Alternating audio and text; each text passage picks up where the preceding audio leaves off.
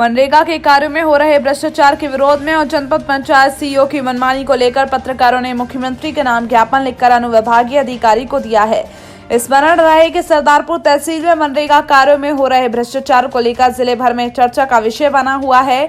इस महाभ्रष्टाचार के समंदर में अधिकारी सफेदपोश नेताओं का डुबकी लगाकर मोती निकालना आम बात हो गई है। विगत दिनों भी भ्रष्टाचार की पोल खोलने पर पत्रकार भागीरथ चौधरी को धमकी मिली।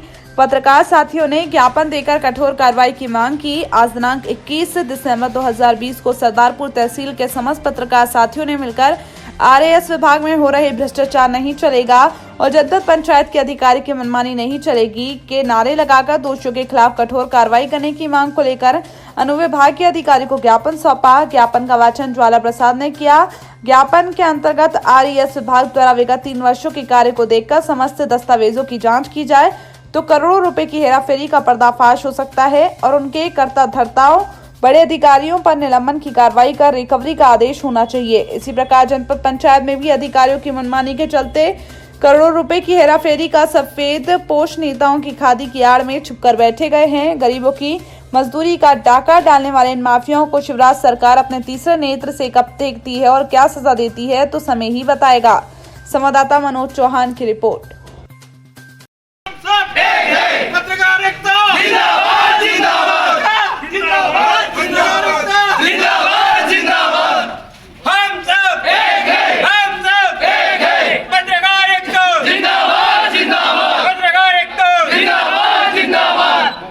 ज्ञापन दिया है, क्या कुछ मामला है सर? जैसा कि विदित है कि पिछले 3-4 दिनों से आरएएस विभाग के कार्यों में हुई भ्रष्टाचारी को लेकर जनपद और जिला पंचायत स्तर से जांच की जा रही है, जिसमें कुछ ग्राम पंचायतों में भ्रष्टाचार उजागर होने पर वहां के ग्राम रोजगार सहायक और जिन्होंने भी वहां फर्जी अकाउंट फ्रीज किए हैं उन पर कार्रवाई की गई है। उसी के संबंध में आरएएस विभाग में वृहद स्तर पर हो रहे भ्रष्टाचार को लेकर आज पत्रकार संघ तहसील सरदारपुर के द्वारा ये ज्ञापन दिया गया है। सर, इसके अंदर पंचायत कर्मियों पर तो कार्रवाई की गई है, लेकिन खाता फ्रीज करने में जिस रैकेट की मुख्य भूमिका उनके ऊपर अभी तक वसूली जैसी कोई कार्रवाई नहीं की गई, इसमें क्या कुछ है? इस संबंध में मेरे द्वारा पहले भी जनपद के सीईओ और अनुविभागीय अधिकारी आरएएस को निर्देशित किया जा चुका है कि वो संबंधित व्यक्ति के विरुद्ध एफआईआर दर्ज कराएं और उनसे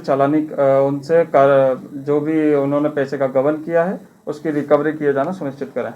सर, लोकल लोगों के ऊपर ये जो कार्रवाई होगी इसमें क्या कुछ कार्रवाई होने की संभावना है? जैसा कि अगर कुछ वित्तीय अनियमितता हुई है, शासकीय धन का दुरुपयोग हुआ है, अगर किसी व्यक्तिगत खाते में जाता है तो उस पर भारतीय दंड विधान के तहत चूंकि 420 एवं अन्य अनुषंगिक धाराओं में प्रकरण दर्ज करके कार्रवाई की जाएगी। इस मामले में पत्रकारों को कब तक न्याय मिल सकता है सर? पत्रकारों के साथ ही जितने ग्रामीण मजदूर हैं जिनका पैसा वो वास्तविक था उनको नहीं मिलकर अन्य रसूखदारों के खाते में गया, सभी को शीघ्र ही इसमें न्याय मिलेगा। जांच जारी है और जल्दी कार्रवाई की जाएगी। इसमें बैंक कर्मियों की भी मुख्य भूमिका रहती है सर, उसके बाद ही खाता फ्रीज होने की प्रोसेस जो है आगे बढ़ती है, तो क्या बैंक कर्मचारी और बैंक मैनेजरों पर भी कार्रवाई होगी? बैंक कर्मियों की अभी ऐसी कोई भी फॉल्ट सामने नहीं आया है, परंतु अगर वो आता है तो उन पर भी विधि अनुसार कार्रवाई की जाएगी। आपका नाम और पद बताइए। मैं विजय राय, एसडीएम सरदारपुर। आज पत्रकार भागीरथ चौधरी के समर्थन में सभी पत्रकारों ने ज्ञापन दिया है, वरिष्ठ पत्रकार है, क्या कुछ कहना है आपका? पत्रकारों के द्वारा ज्ञापन दिया गया है कि ये पत्रकारों पर जो हमला हुआ था उसको लेकर के आरएएस विभाग के द्वारा भारी भ्रष्टाचार किया जाता है और फर्जी मास्टर रोल, फर्जी जॉब कार्ड के माध्यम से पैसा निकाला, शासन की राशि को निकाला गया है, जिसमें बैंक प्रबंधकों की भी मिलीभगत है। जांच के दौरान सभी पर कठोर कार्रवाई होना चाहिए और अपराधी मुकदमा दर्ज किया जाना चाहिए। इसीलिए हम लोग सभी पत्रकारों ने आज एसडीएम महोदय को ज्ञापन दिया है कि पत्रकार को सुरक्षा, जान माल की सुरक्षा की जाए और पत्रकार पर किसी भी प्रकार की हमला नहीं किया जाए और पत्रकार को स्वतंत्रता का अधिकार है कि वो अपनी पत्रकारिता स्वतंत्रता करे। इसमें जो भी पत्रकारों को जो हमला हो रहा है इस पर प्रशासन ध्यान दे। इसमें उल्टा चोर कोतवाल को डांटे वाली कहावत चरितार्थ होते नजर आ रही है, इसमें आपका क्या कहना है? इसमें नेता और ये अधिकारियों की मिली भगत के कारण इस प्रकार के कृत्य हो रहे हैं।